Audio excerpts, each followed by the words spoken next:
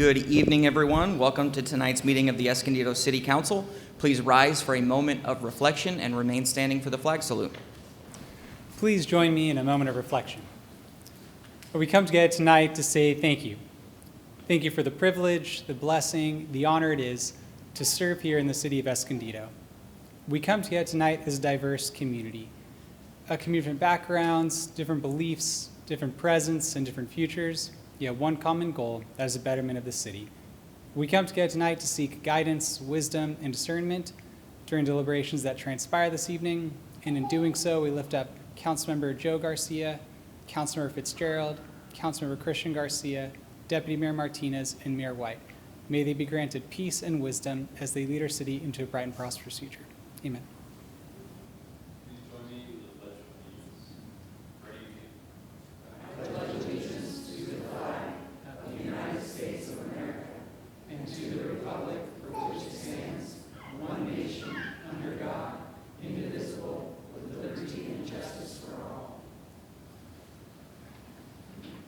Great, thank you. We'll now call this meeting to order and do a quick roll call. Councilmember Fitzgerald. Present. Councilman Christian Garcia. Here. Councilman Joe Garcia. Here. Deputy Mayor Martinez. Present. And I, Mayor White, am here. Do we have a report out of closed session tonight? No public report. Thank you, Mayor. Okay, then that moves us on to our presentations. And I would like to invite the Miss Extraordinaire Court of this year to join me up at the front, please.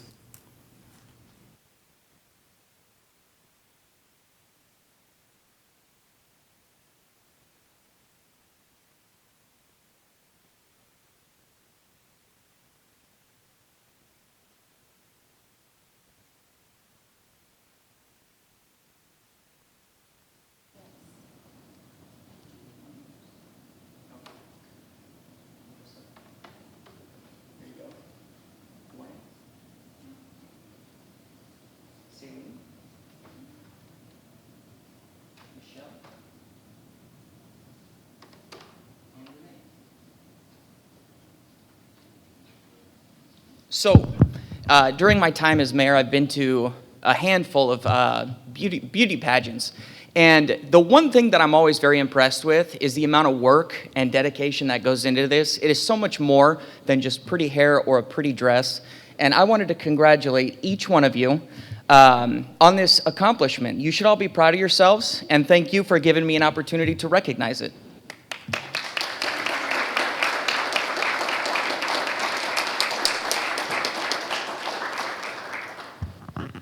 Hello, my name is Bree Gels, and I am your Ms. Escondido 2025.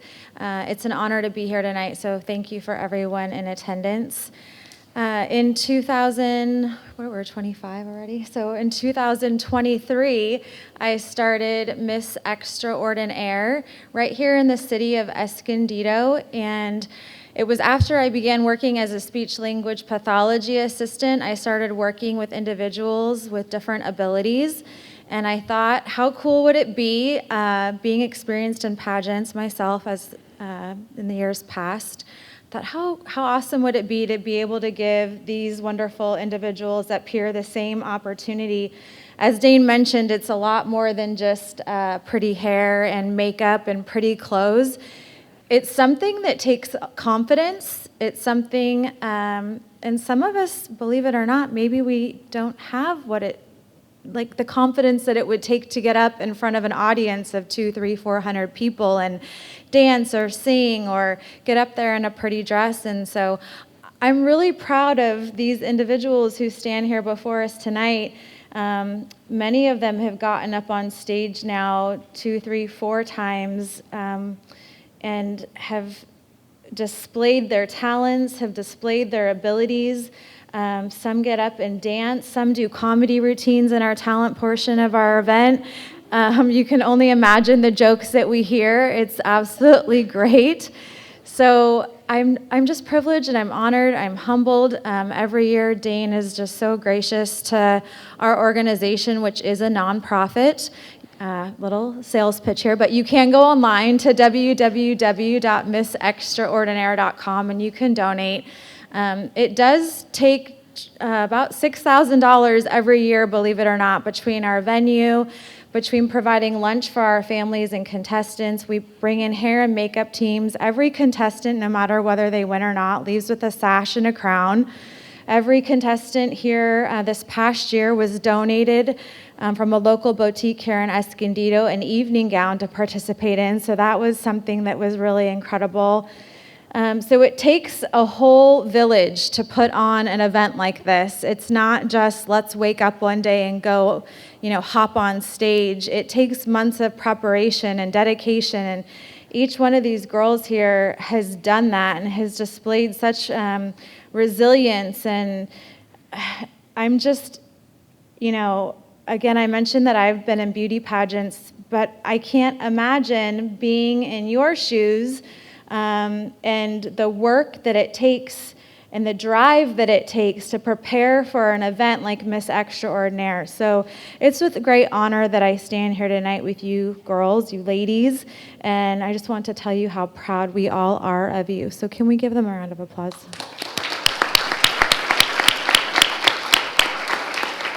Thank you. Can we get a picture with everyone? Yes, and this is Celine standing next to me, and I asked her if she would like to talk about Miss Extraordinaire and what it means to her. So she has a couple words for you. Just go ahead and talk. It's right in front of you. You just don't have to touch it. Just go ahead. They can hear you. So Miss Extraordinaire is a pageant that I've been in for 3 years.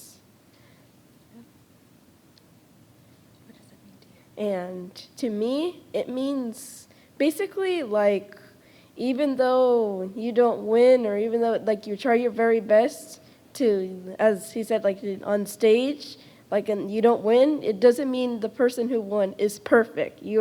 Everybody is talented as they are. Mm-hmm. And how do you feel winning this year?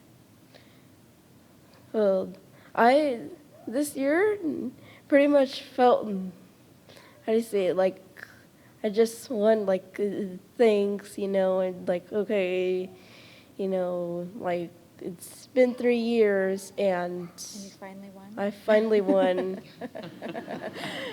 Did it take a lot of hard work? Did it take hard work preparing for it? Well, basically it did, and took a lot, like trying to practice the song I'm gonna sing, especially like how I'm feeling before singing. And So it took confidence. yes, a lot of confidence. All right, well, we're really proud of you, all of you. All right, this is Celine. Thank you. We're going to stand right here and take a picture. Can we take a picture with all of you?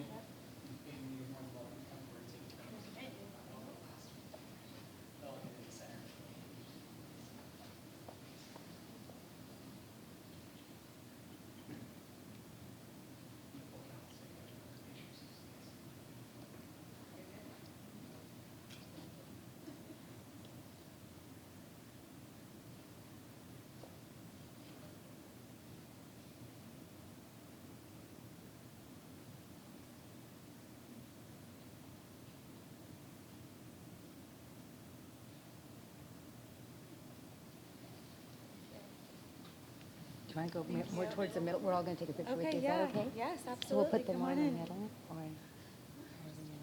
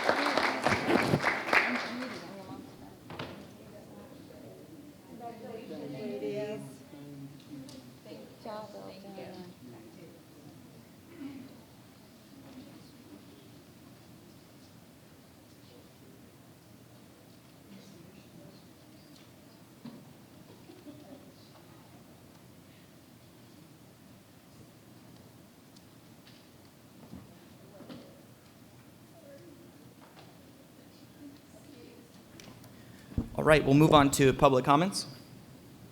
Yes, we have two speakers on off-agenda items. First, Stephen Wheeler.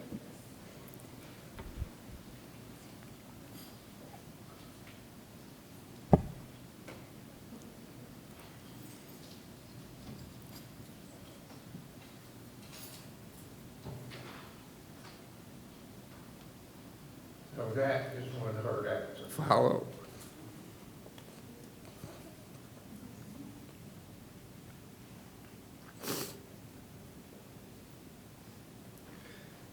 I am Stephen Wheeler, Honorable Civil Servants.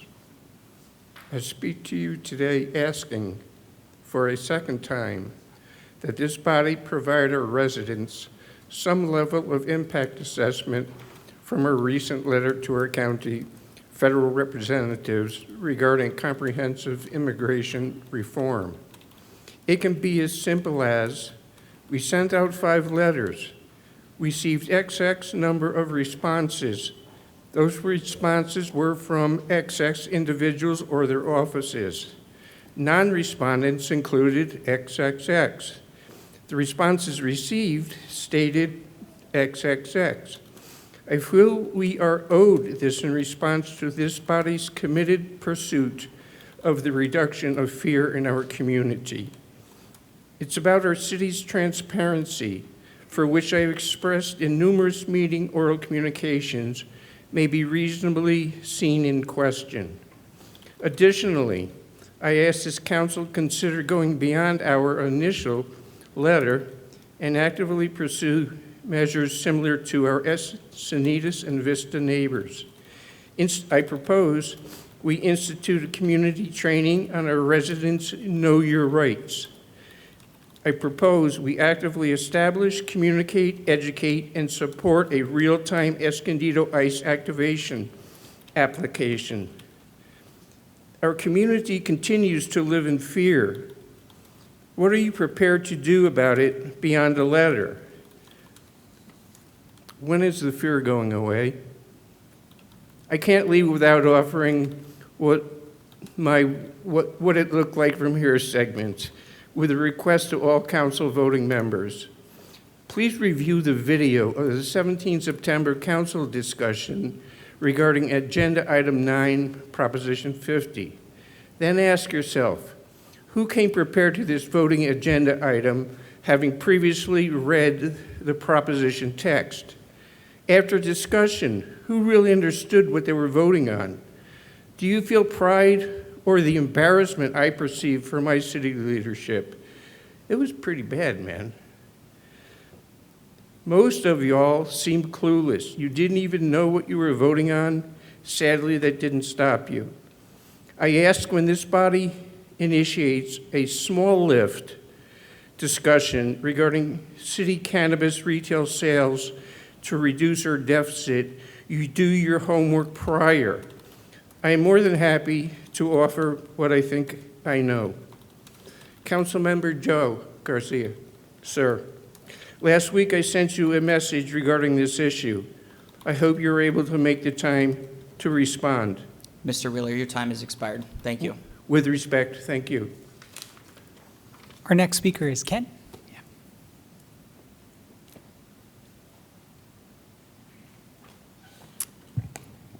Hello, my name's Ken Macula. I'm a real estate broker since 1977 in Escondido. I'm the selling agent and trustee of 3032 Laura Shawn in Escondido. It sold for $775,000 and appraised for that, but the septic failed. So the county environmental health said we couldn't put a standard septic system in. We'd have to put an $85,000 different septic, which has a yearly fee, and if it fails, you have to connect to sewer. There is sewer behind with the new development, but it's expensive. You have to go to LAFCO, and it takes a long time. And the city said they would not allow a pump station, which it needs. I've been to engineering, planning, code enforcement, and they all said it's a legal matter. They didn't want to get involved. So then I contacted the city attorney, Delano, and she sent me a list of what the developer was supposed to do. Well, they didn't do it. I wrote her a letter, and she never responded. So now we have, the developer said it wouldn't affect our septic systems. That's not true. They said it wouldn't block our view. 75% of our view is gone. You let the developer do their own geological inspection, I think that's a conflict of interest. They said they'd keep the properties 12 feet from ours. Well, when you put 3 feet of soil above our property, the water will go to the lowest area, which is our septic system. Not to mention all the new streets and grass and runoff from the new development goes into our septic system. We ended up having to sell it for $575,000, and all the neighbors had fought this development for many years. You know, it had a high water table. So my question to the council is, who's going to pay the $200,000 we lost? And if we don't get any satisfaction, we'll have to do a class action suit against the city and the developer. I have all the literature here, which I'll leave with Alex. Thank you. No further public comments and oral communication. All right, we'll move on to the consent calendar. Tonight, items 1 through 10 are on consent. Do I have a motion to approve the calendar? I'll move to approve. I'll second it. Let's vote. Voting is open.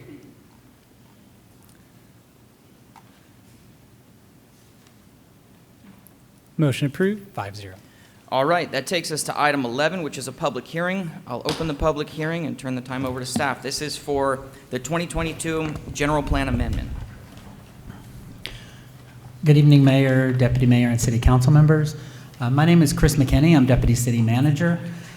This presentation was originally scheduled to be presented to you by Veronica Morones, our city planner. Unfortunately, Veronica could not be with us this evening. She's addressing a family emergency. So in her stead, Brooke Peterson, representing Rick Engineering, will be presenting this item to you. Thank you. Brooke. Thank you. Good evening, Mayor, Deputy Mayor, council members. Thank you for the opportunity to be here. I'm here to present your 2022 General Plan Amendment, and I just wanted to let you know that we're glad to be here in front of you today after a good deal of effort. And I want to just recognize the hard work that city staff has done as we put together these components. Going to move on. So the request before you today is to approve the updates to the community protection element, the addition of an environmental justice section to the community health and services element, and also to approve the addendum associated with the amendments to the final environmental impact report of your existing 2012 general plan. So I just wanted to give you just a brief overview of where we've come to or what's happened as we lead into tonight's hearing.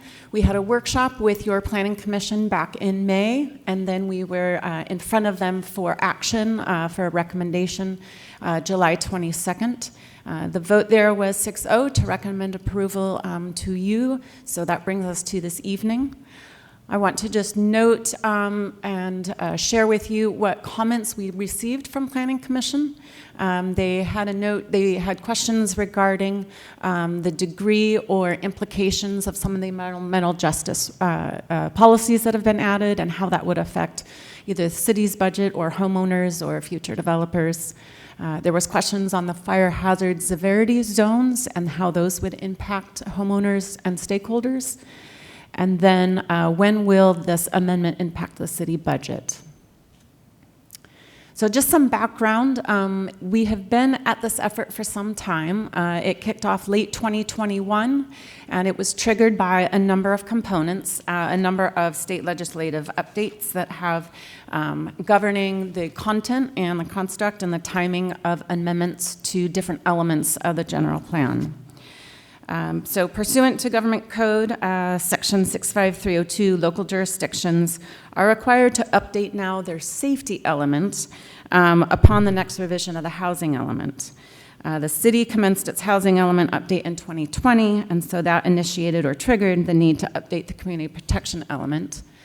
And then also, according to the government code, when there are two or more elements of the general plan being updated, that triggers the need to update and incorporate environmental justice. So together, all of those are the background and the impetus, the need to bring before you and process the amendments that we're here today on. So the purpose of the updates, I want to kind of share with you the different state legislation that has triggered these updates and the different consistency elements that we needed to incorporate into these amendments. SB 379, which was adopted in 2015, requires cities and counties to integrate climate adaptation into their general plans. AB 747, adopted in 2019, mandates that safety elements also, again, include climate hazard-related evacuation route assessments. SB 99 requires cities to analyze those residential portions of your city that are at risk of either isolation or lack to egress routes during evacuation. AB 1409 requires us to review and update the safety element to identify evacuation locations under a range of emergency services, so not just fire, but flooding, earthquakes, etc. AB 2911, adopted in 2018, requires the safety elements to be reviewed every 5 years for fire safety and mandates local agencies in fire hazard zones to work with CAL FIRE and include plans for evacuation routes and updated fire standards. The community protection element was adopted by the State Board of Forestry and Fire Protection in May of this year.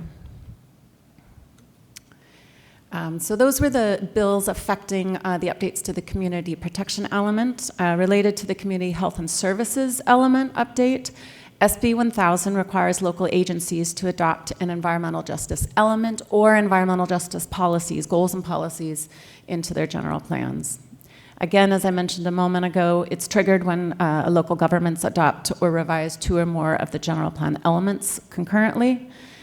And state law allows either a standalone environmental justice element or to incorporate goals and policies throughout the different elements. And in the city of Escondido's case, the amendments that we're bringing for you tonight incorporate a section specific to environmental justice in the overall community health and services element. In addition, the community protection element, the amendments relate to incorporating by reference some of the city's other program and plans related to hazard and fire planning. So you see them here before you, the climate action plan, and particularly the vulnerability assessment and the adaptation report incorporates that climate adaptation that state law requires. We also incorporated the multi-jurisdictional hazard mitigation plan, your evacuation and repopulation plan, and your community wildfire protection plan. Other revisions to the community protection element include additional evacuation planning and policy updates. For evacuation planning, the team prepared a new exhibit identifying areas of the city that have more limited evacuation access. And then the policy updates, we made policy updates across all of the goal areas or goal topics. There are 6 new disaster preparedness and emergency response policies. There are 7 new fire protection policies. There are 2 new flood protection policies and a new soils and seismicity policy. And the community protection element updates are included all in strikeout underline in attachment 2 of your staff report. Moving on to the community health and services element, updates to the city's housing element and the community protection element, as I mentioned, triggered the need to incorporate environmental justice. And environmental justice is described and defined as the fair treatment of meaningful involvement of all people regardless of race, color, national origin, or income with respect to development, implementation, and enforcement of environmental laws, regulations, and policies. There's a standardized mapping tool that California uses and is put forth by the California Office of Environmental Health Hazard Assessment to identify communities that are most vulnerable to pollution effects. This is called CalEnviroScreen. So the environmental justice community map that is then put forth out of the analysis of that CalEnviroScreen model. This is those census tracts that are shown and identified as environmental justice communities. They parallel very closely to the priority investment neighborhoods that were already identified in your ECAP. The team has identified for the health and services element new goals and policies around a whole range of topics that to satisfy the key elements required as identified or required by SB 1000. So those topics include reducing pollution and then the level of access to a number of components: access to public facilities, access to healthy food, access to civic engagement such as participating tonight and other items and the workshops that we held, for example, access to safe and sanitary homes, and access access to or the level of physical activity that the community has available to them. Oops. Wanted to note one more thing. There's a couple of new examples I just wanted to give to you. As I mentioned, these are the strikeout underline of the elements are the community health and services is attachment 3 in your staff report. But just a couple of examples of the new goals and policies. One is to reduce disproportionate health and environmental impacts within these environmental justice communities and the priority investment neighborhoods by augmenting the quality of the built and natural environment. And another one is to provide culturally competent and transparent city systems to promote involvement, collaboration, and deference in the decision-making process, especially for those environmental justice communities and priority investment neighborhoods. Those are just a couple examples. The policies that are proposed in the amendments provide a more detailed implementation to carry out those the goals that I just noted. So in the 2022 2022 amendments, there's a project analysis that was provided. The projects, I think this is actually an error.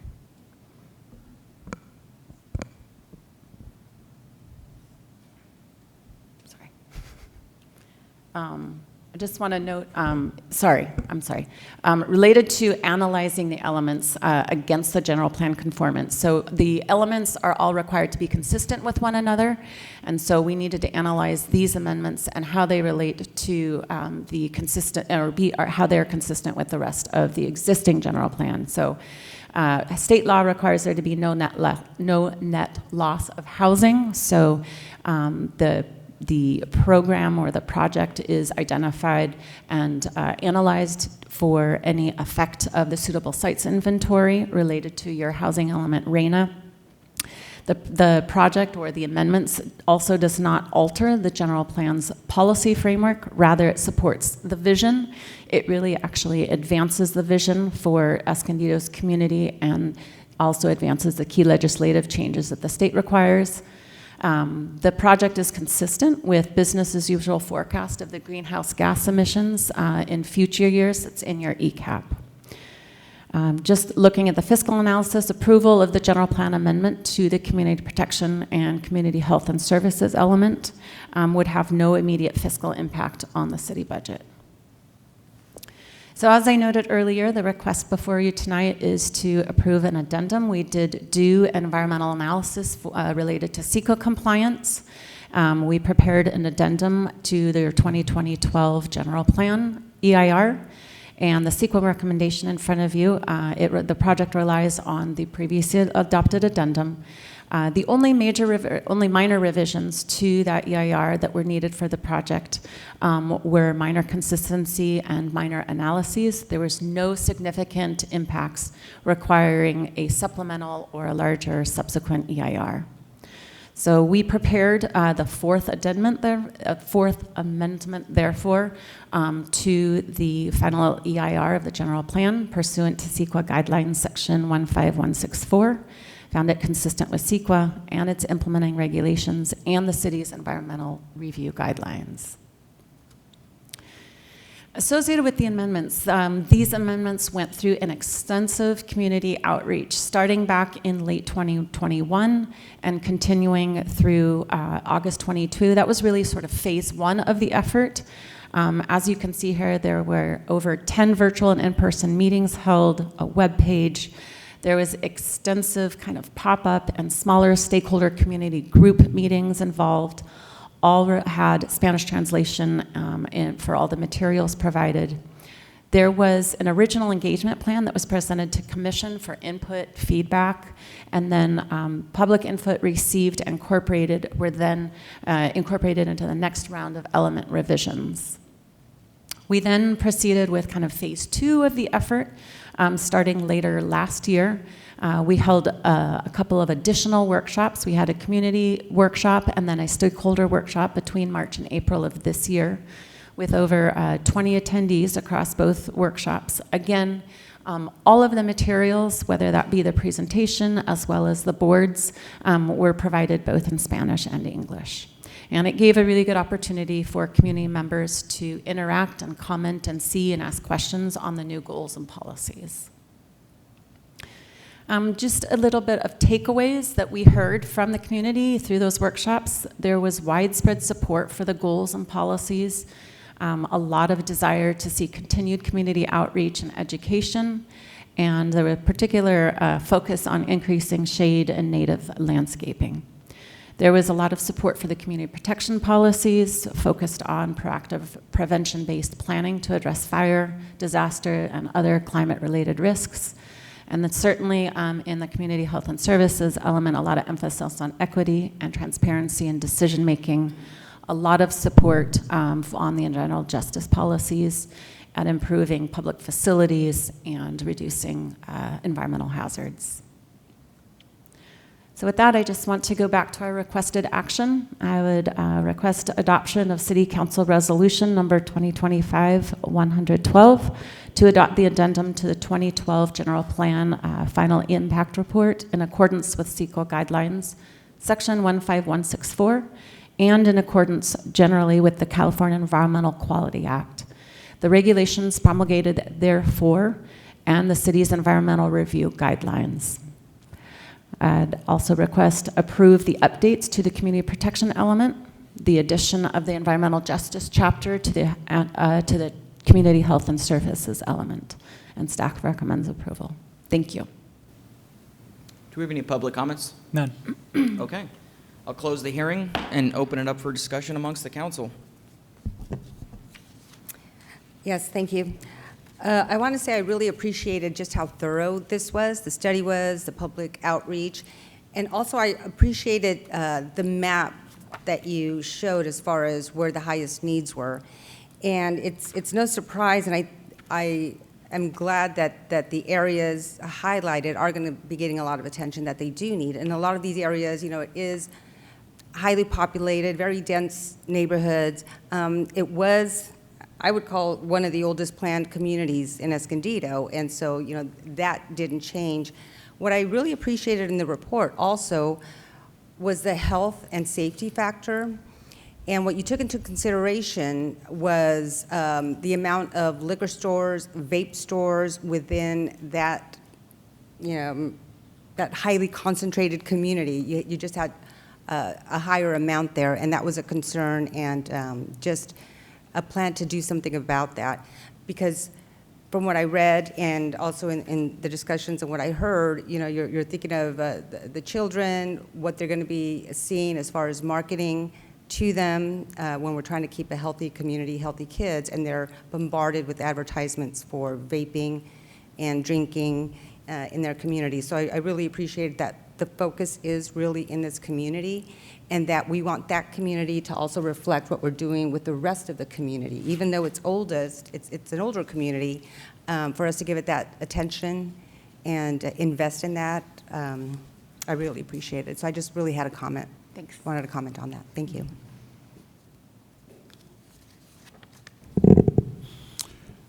Thank you for the presentation. It had a little bit of a different flavor because Veronica had an opportunity to be able to do it for both of us in our 221s. And pretty much all my questions were answered there, and my council member, my colleague, Councilmember Fitzgerald, already mentioned the concern that was expressed in our meeting regarding the if there was an increase in certain areas of town, of the liquor stores and places like that. It's all of that that's been explained, and thank you for that. So thank you for the work to help us understand and to be in compliance, which is important. Thank you.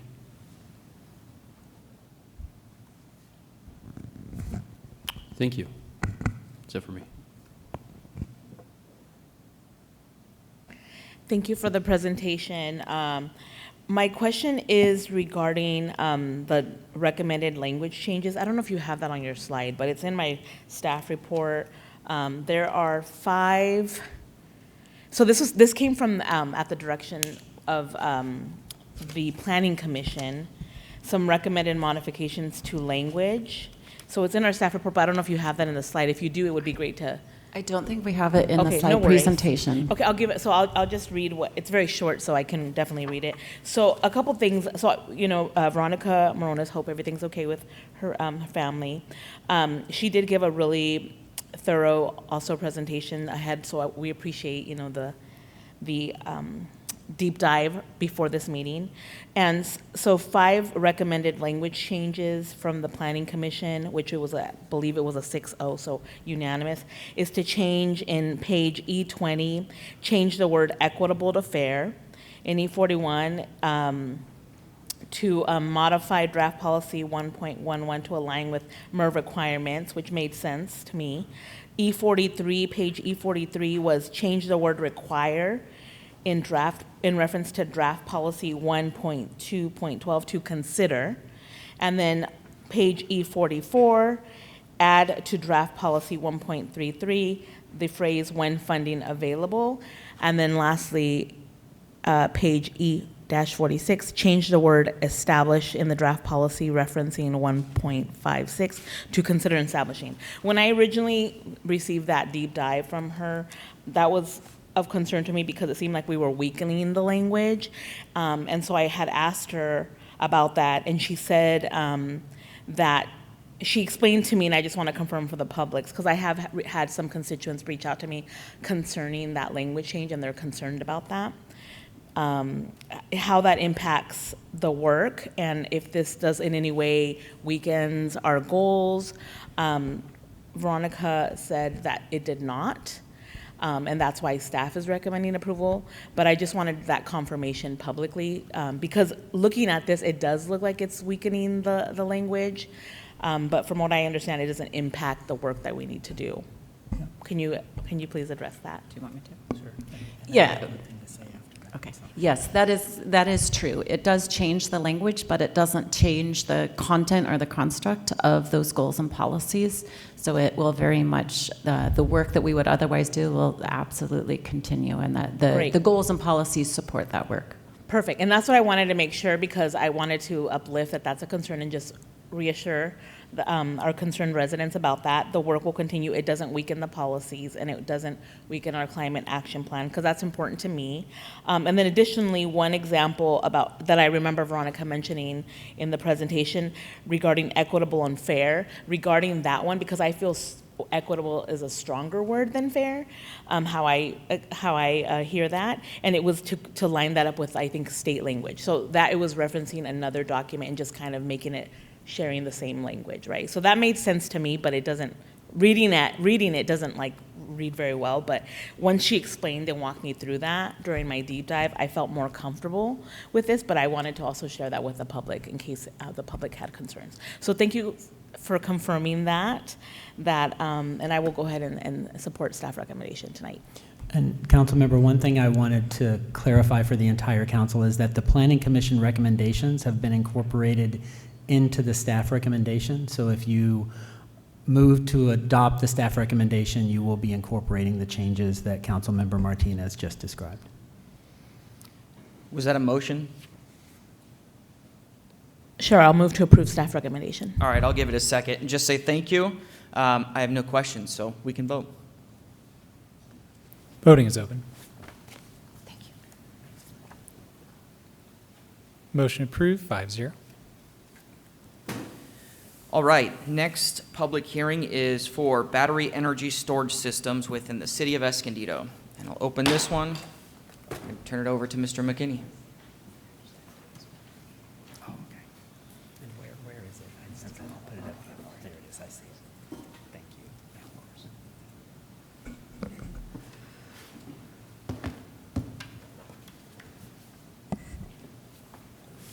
All right.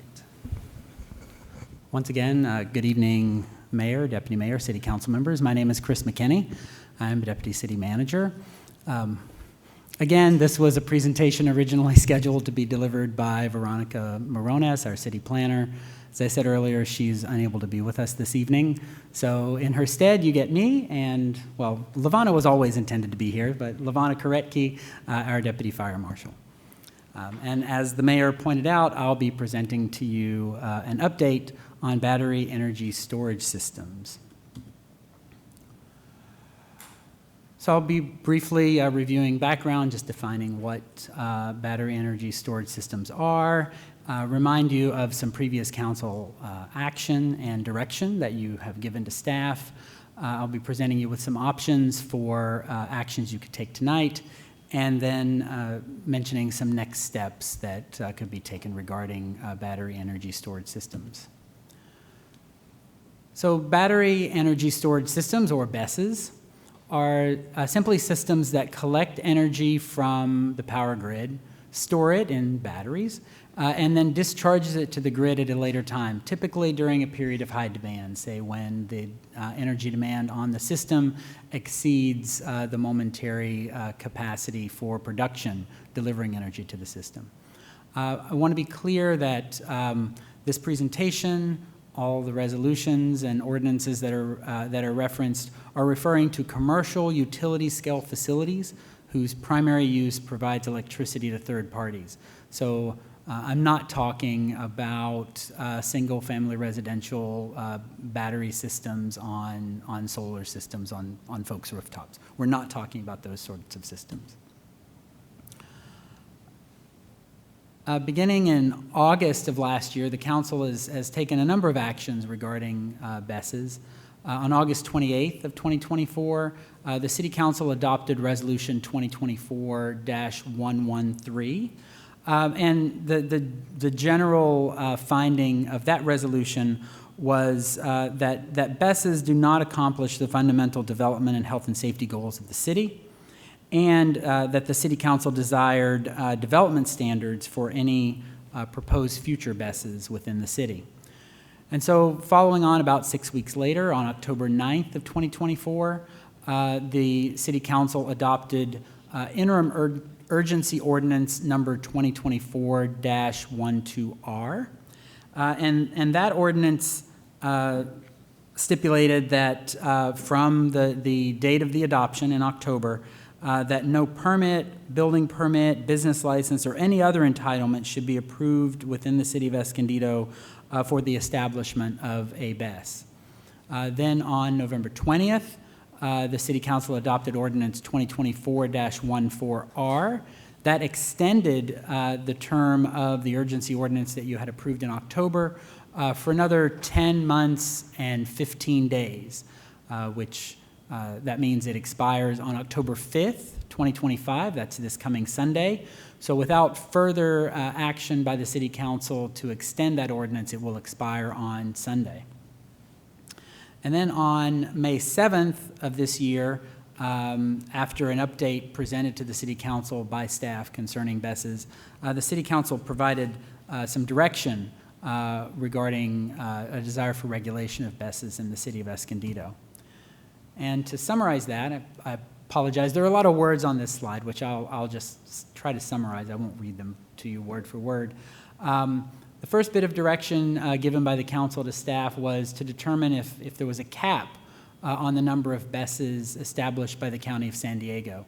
And their staff were very quickly able to determine that at that time in May, nor in any time since, has the county identified or established any cap or maximum on the number of BESS projects within the county.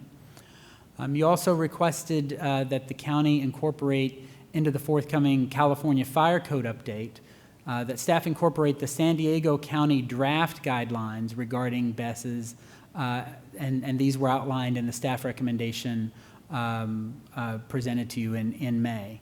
The city's fire department is presently working on an update to Chapter 11 of the EMC. That's the Fire Prevention and Protection chapter. That's primarily to comply with state law, but staff are also working to incorporate the county's draft BEST guidelines.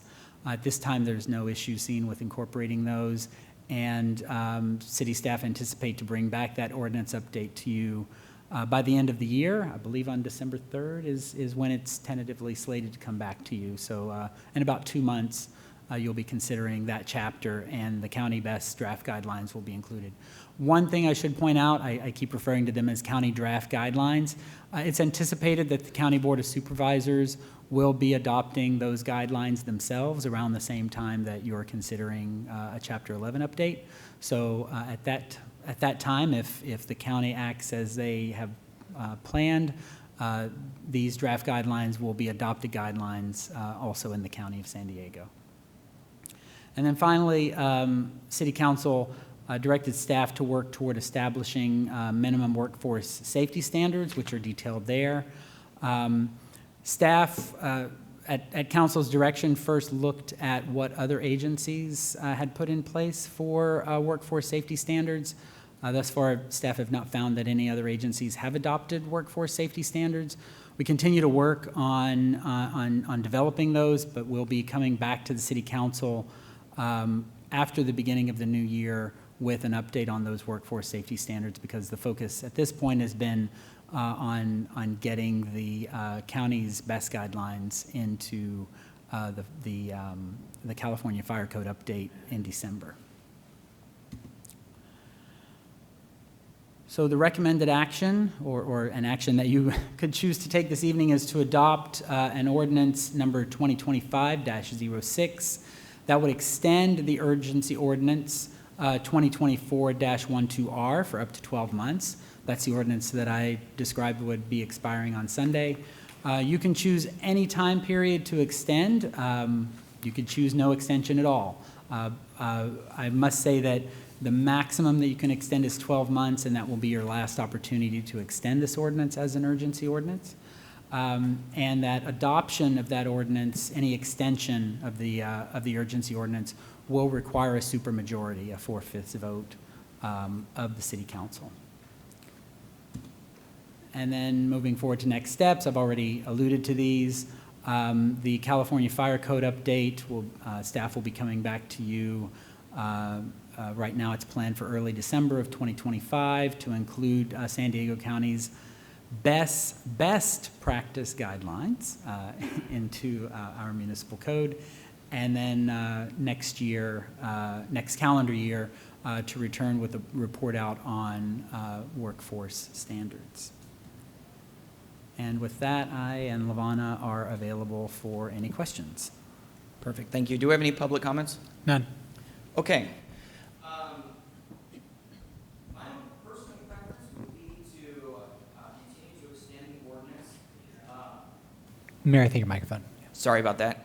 Would be to continue to extend the ordinance. However, there is a project that is being done through the California Energy Commission. If we wanted to make an exception for that one project, seeing as they had already started long before the moratorium, would we have to amend the ordinance?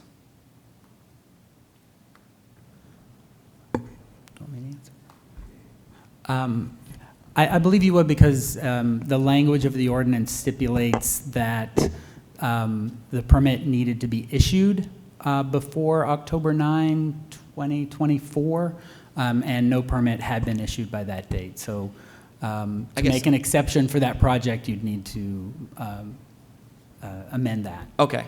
Can I have one of you up here for a second? Can I ask you some questions? Yes. Because technically, also, by allowing an exception, they wouldn't necessarily have to follow the guidelines we have not yet adopted. Well, good point. Name's John Boyer, No River Power.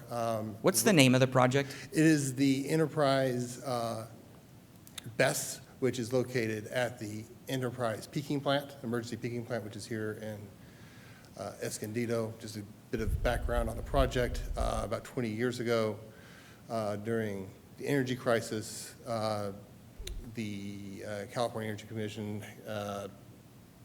the Governor Davis at the time, had a special way to quickly get some power online where it was expected to be needed. So they had an emergency process to be able to build some of these peaking plants, small peaking plants in various parts of the state. One of them was here in Escondido. We've owned that project here at Nova Power since circa 2019. Don't quote me on that, but I think that's the year, either 18 or 19. And we have, in conjunction with the Energy Commission, been developing these standards, developing a best site at that site. So we're looking at basically hybridizing the existing thermal site and placing that site there and building out from the site and connecting through our existing interconnect to essentially hybridize the emissions from that site and have the gas as a backup. But you guys have paused, at least in part because of the moratorium? Yeah, so there's been a pause because of the moratorium, essentially because the California Energy Commission and us, we want to make sure that these codes, particularly the 2025 health and safety codes, and whatever action you're going to do is we can comply with, which everything you just listed from, I think, the recommended safety standards, the lures for the health and safety code for 2025, in addition to the county's draft guidance, which is going to be folded in, we can comply with and want to comply with. But while the moratorium applies to us, there's been a pause at the Energy Commission because of that. Okay, understood. And I appreciate the amount of time you all have made yourselves available to us. I want to be clear, I'm not making a motion to approve this project, but rather to make an exception. So Section 5 at the very end, we could just add a sentence that says the foregoing does not apply to a BEST project submitted for review by the California Energy Commission on or before the effective date of this ordinance. I think that's a sufficiently clear amendment to Section 5. Okay, perfect. That will be my motion. I'd ask for a second, and I'll open it up for discussion. I think you're good. Thank you. A time?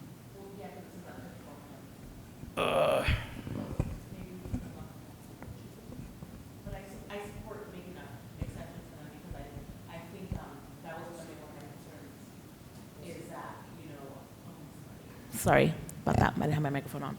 I support the exception because one of my concerns with continuing the ban is that there is like an applicant in process, and so I'm glad that you're here.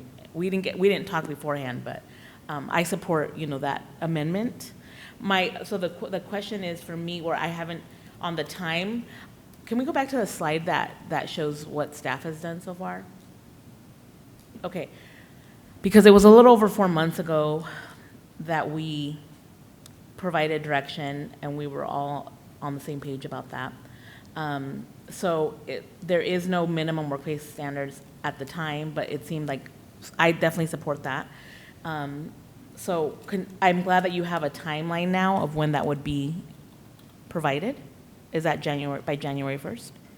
Because it would be part of the fire department's Chapter 11. Is it part of that or separate? It's not, the work.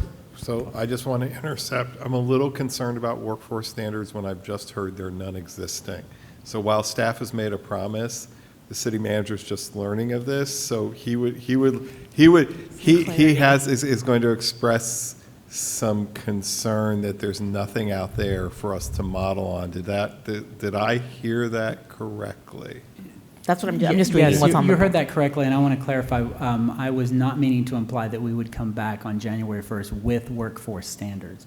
Okay. We would be coming back to the council after the beginning of the calendar year. Yes. To discuss with you options for moving forward with workforce Thank standards. you. Okay, good. But that's continuing, and and I'm glad that you've looked into it, and you've identified so far they don't exist. And so there's work to be done there, right? So the January 1st, okay, got it. Thank you. Thank you for letting me know. And then the chapter 11, fire prevention and protected, that is something that is being worked on at the moment, and it's being worked on.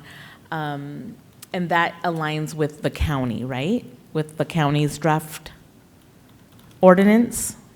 Or is that two different things? It's two different things. Okay, could you differentiate what those are? Yes. Yeah. So Chapter 11 is our fire ordinance. It includes an update for the state fire code and the new WUI code, which I will talk all about with you in December. Okay. So it's because the state has adopted their new code, we need to adopt it locally, and so it's part of that state update, where we'll be bringing that update for you, but we'll also include this guidance from the county as part of the ordinance moving forward. Okay.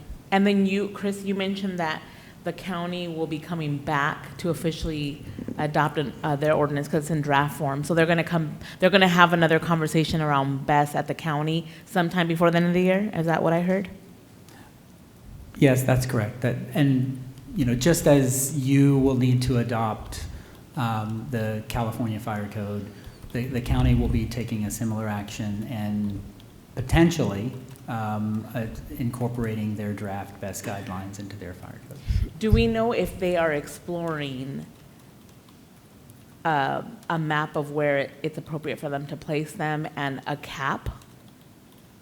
Are they having those type of conversations regarding their ordinance, do you know? The last conversation I had with them, which was 2 weeks ago, was they are not exploring a cap. Okay. They're not exploring the workforce standards outside of what the state has. Okay, thank you. And then because the last conversation I remember was we wanted to talk about a cap, and I don't see any next steps regarding the cap, but my thing is I don't want to continue to just have this really long ban when we're not actually moving towards not having a ban and having, giving ourselves a deadline or a goal.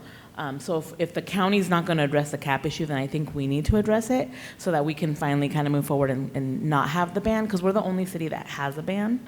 And so I prefer that we not be the only city that has a ban, but that we move forward towards those safety measures so we can continue, decide where it's appropriate for them and how many it's appropriate for Escondido to have, that we lead that conversation if the county's not going to do it. So I would like to incorporate that in some way. I don't have a specific timeline on the month. So my only word of caution is that's staff-to-staff communication.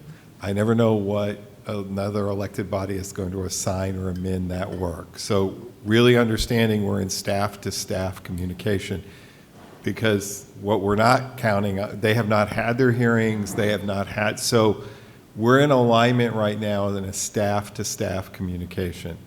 What I can't promise is that we'll be in alignment once we reach adoption, right, because that's a different body considering different needs, and we don't. So again, they may very well have a cap, and the staff may be not pursuing a cap, but there's an example of something where when they bring it forward, they may be told to establish a cap. Those things are unknown while we're in this space with them. I think it becomes challenging to track space to space and know what finally a group will have. If we want to wait for that determination, then we can wait for that determination.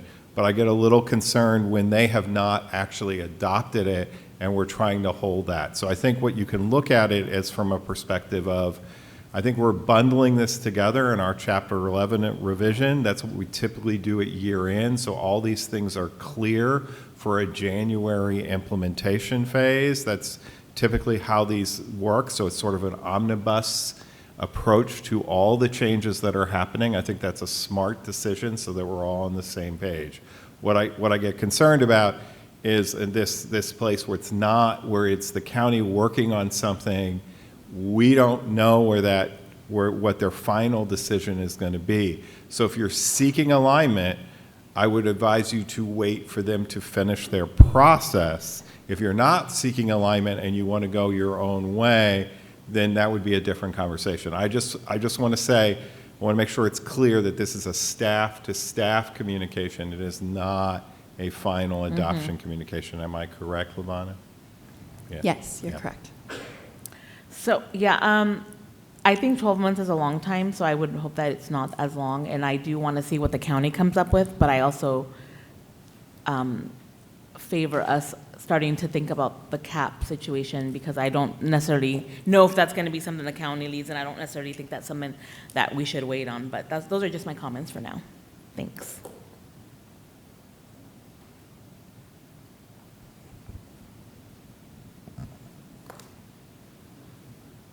Yeah, thank you for the presentation. I do appreciate it. You know, I think the concerns that we had when we brought this about, essentially none of them have really been addressed. I think we still have the concerns about this not really matching our SEDS. I know that the cost of the proximity to where these projects are looking to be put is liability for insurance for the neighbors. I know there's general concerns that our constituents have, and I haven't heard from one constituent clamoring to get a battery storage unit in Escondido.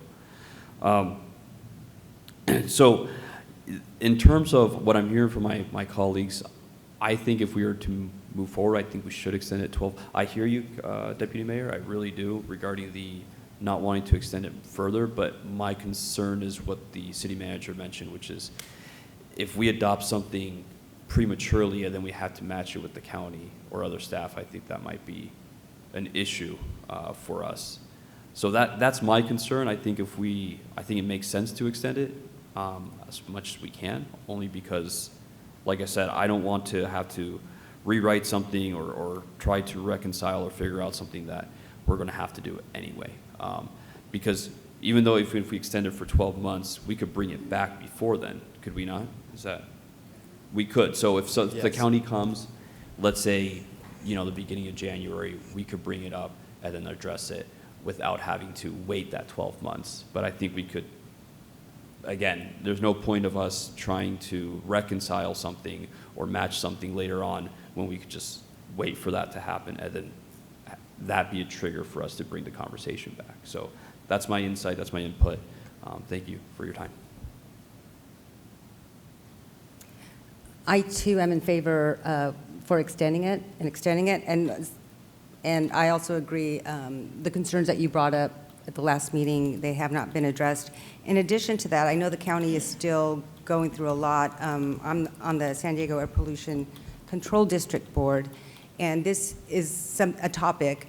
And one of the things that the county is still trying to figure out, and the Air Pollution Control Board, we know it affects the air, but we're also finding that it affects the water and the land.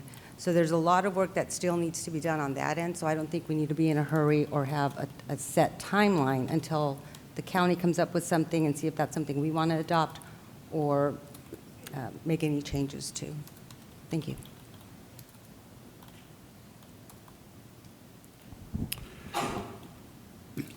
As I went through the staff report, I was concerned that we didn't have answers to our questions. But then I was also concerned that we keep stretching this and just putting it off. And we need to get to the point. And if I heard correctly, pretty much this would be the last one of. If you extend it 12 months, that is the limit. Beyond October 5th, 2026, you could not extend this ordinance any further. Okay. So then I read that, that's what I thought I understood, and I'm like, okay, but because we're also getting to the point where we should make a decision, all right? I've gotten some communication from constituents that are unhappy. I've heard from the organization, the company, that their concerns. So I think it's reasonable especially when I first got elected in 2020, I advocated for organizations that were already in the pipeline to be able to move forward with situations that they had, and this is basically the same thing.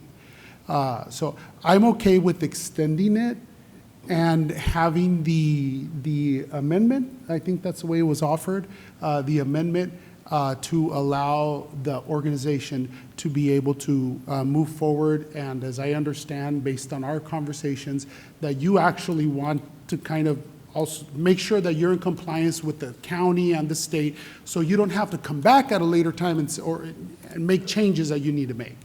So that's kind of, I see it in a way agreeing with what we're talking about. So that's where I'm at.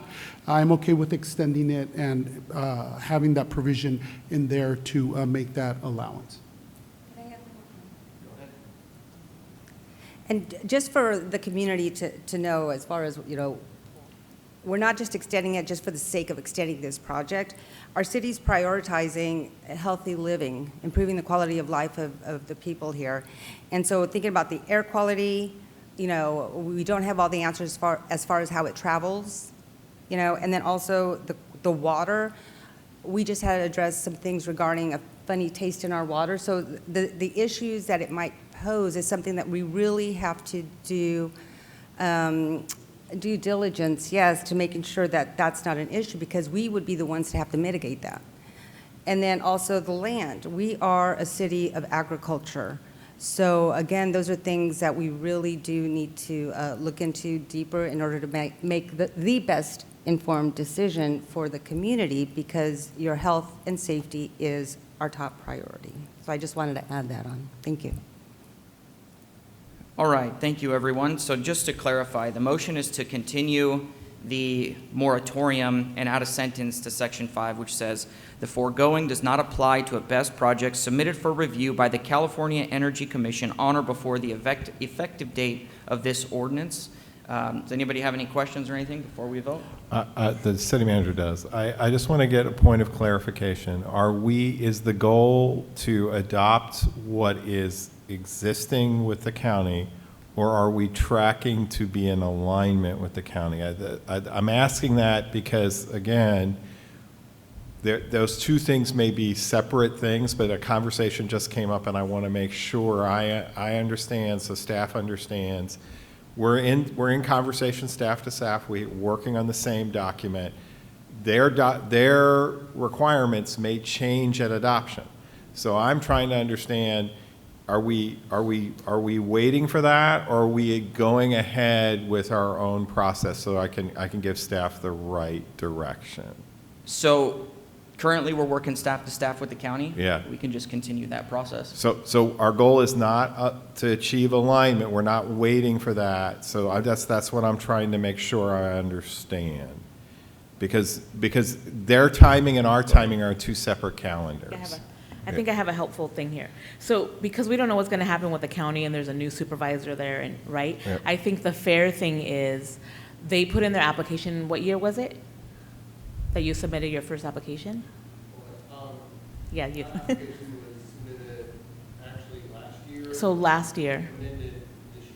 And amended. So I feel like because we're doing a carve out for them, that we do it under the current guidelines. So if later on we do add the workforce, We don't right? have any guidelines. But I mean, there's current draft county guidelines. Well, Right. but we haven't I see what you're adopted saying. those So it's guys. hard, So yeah. I'm just so for clarification, I'm more asking about the final product. If the council is seeking alignment with the county measure, or are we comfortable going where we are? Because I don't know exactly what the timing is, and that's going to affect potentially the timing of our presentation. So that's what I'm seeking a little bit of clarification. So on. I would like to be as much in alignment as possible, but if there are things we can't wait for, like a cap or whatever else, then the council can make that decision. I think we can give you an update about where the county sits in December, and we might say you may want to wait. So we have options in front of you. I just want to try to understand that so that when we present in December, we can say this is where the county sits. your option is to put it in or to wait to do another hearing, right? So Great. that's all I'm looking for clarity, Okay. and that helps us when we do our presentation. That's All right, good. thank you. And Mr. Mayor, the extension that you're proposing, is that a 12-month extension? Yes. Okay. Clarification, it's up to 12 months, so later we could reduce that if we wanted to or needed to, correct? Correct. Okay. Just want to make sure, because that'll factor in how I vote. Thank you. There's a motion and second. Please vote. Voting is open.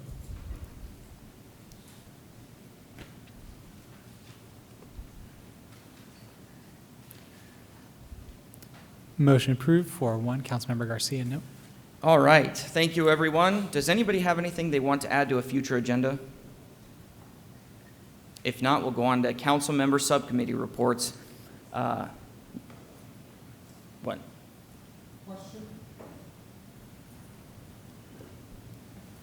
I thought I voted yes. I just want to make sure Councilmember Garcia is not me.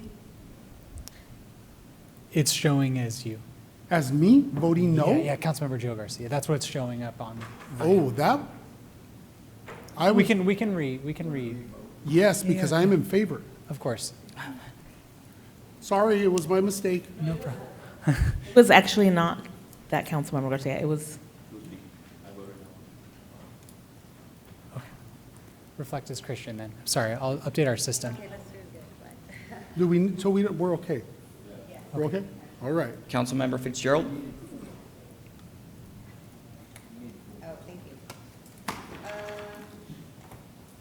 Let's see, Saturday I attended the Chicana Lowrider Car and Art Show. It was a really good turnout. It was put on by the Worldwide Chicana Lowrider Association, and people came from Northern California, Arizona, a couple of other states. So they really liked the turnout. There was a really good turnout. The museum, they had a lot of really good things, live painting, authors. So they're going to be doing that more often. Also, I attended the Hidden City Film Festival that was over at the Regal Theater, also put on by the California Center for the Arts.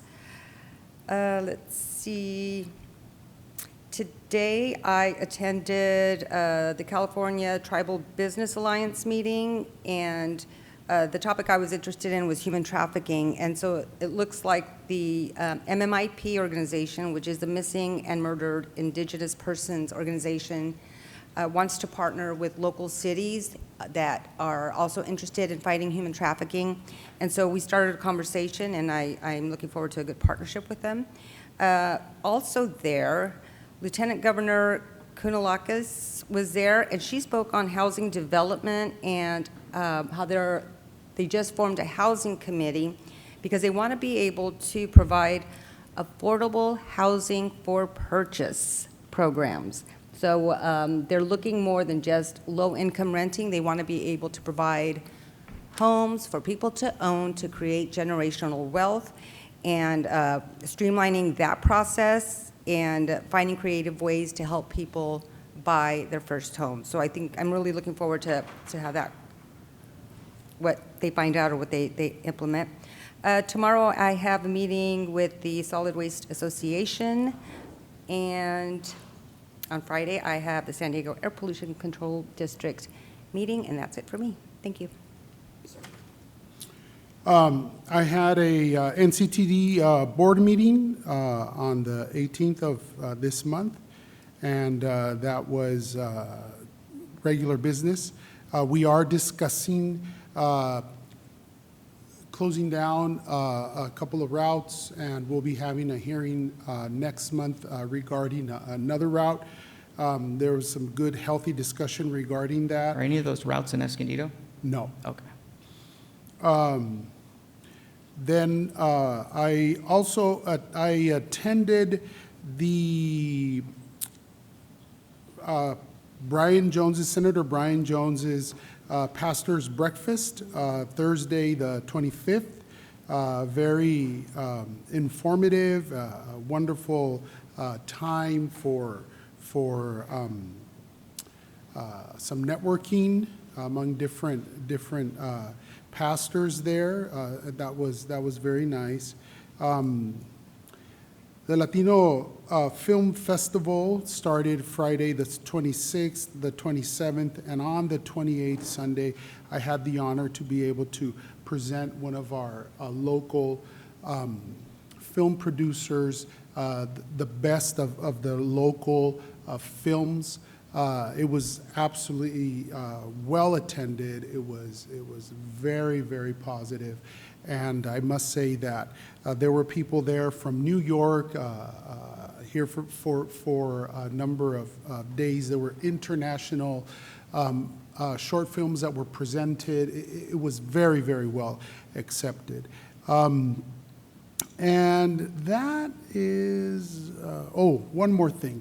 Yesterday, I had the opportunity to be able to attend the fire preparedness seminar at KB Homes here in Escondido together with the BIA, and very, very informative. I'm looking forward to Sherwin-Williams developing a paint that is fire resistant. So I'm hearing about that, and I think that would be a lifesaver for us here in California. So anyway, that concludes my report. All right. Last week's SANDAG meeting, we reviewed the draft 2025 Regional Transportation Plan, and if you have not yet already, go on their website, play with the interactive map. A lot of good stuff on there, some not so good stuff on there, but highly encourage you to take a look at that. Last week we had Cal State San Marcos students in here for an event called Democracy in Action.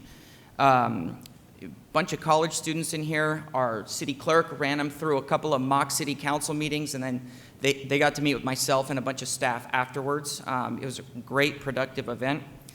Lots of business visits last week, and that will conclude my report.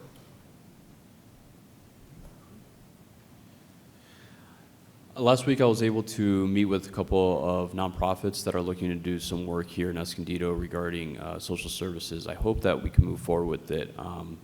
So I think there's a lot of positive work to be done. The Clean Energy Alliance, we had a meeting last week with the Clean Energy Alliance. One of the things that we discussed is how we're looking to move forward in terms of achieving clean energy. One of the things that we were discussing is if we were going to stick strictly to renewable energy or if we were also going to be looking at other forms of clean energy. One of the things that we were considering is geothermal and nuclear. I think these were interesting conversations to have because as our goal is 2035, I think there is a skepticism of being able to actually reach that in time. So one of the things that we are looking at is being more aggressive in reaching clean energy by different means. So that's something that I think it's really interesting, something that we really need to be discussing, but I'm optimistic we're going to get there. Other than that, thank you to my community for the privilege of serving you. Thank you. Alrighty. So I also attended the Chicana Block Party on Saturday. It was a fun event with vendors, car show, and then a community mural. That was really fun to see people participating in that. I met with the Escondido History Center, so they had a successful turnout at their Grape Day Festival, and they have this new project called the Latino History Project to capture stories of our Latino community in the city, and I told them I have lots of people to send their way and lots of stories to share with them. They also mentioned that at that event they collected over 500 oral stories. And people who had maybe grown up here but moved away, and they were still able to capture those stories of their parents and their families. So I think that's a beautiful project. Check out the Escondido History Center. They've got lots of exciting things happening there. Monday, I joined forces with the Healthy Escondido Coalition, and we did a walk audit in my district right in front of Washington Park. And also a community cleanup. So it was very successful. The neighbors were very happy and thanked us for picking up trash. But we also identified crosswalks that needed repainting, sidewalk repair areas. So it was really great to walk around and audit the neighborhoods and find out how we can make it safer and healthier for our community. So I will be sharing my findings with our city manager and really encourage people to do that. Anyone can do a walk audit in their neighborhood by going around, walking around, and observing the community. One of the things too is there's a NCTD sign, a bus stop sign that needs that needs fixing, so I'll send that your way. 'Cause since you're our rep to NCTD, so I was like, I took a picture of it and I'll send it your way. And then now that it's not as hot, I'm restarting the monthly community cleanups. My next community cleanup in my district will be on Saturday, October 25th. You can sign up at volunteer.escondido.org. We start at 9 a.m. and finish around 10:30. And our meeting location will be the YMCA, and then we'll be cleaning the surrounding neighborhood. And then this Friday, I have no, I don't have a San Diego River Park meeting, but I do have one this month. So that's all I have for this week. Thank you. City Manager? Nothing to report. All right, do we have any other public comments? None. Then this meeting's adjourned.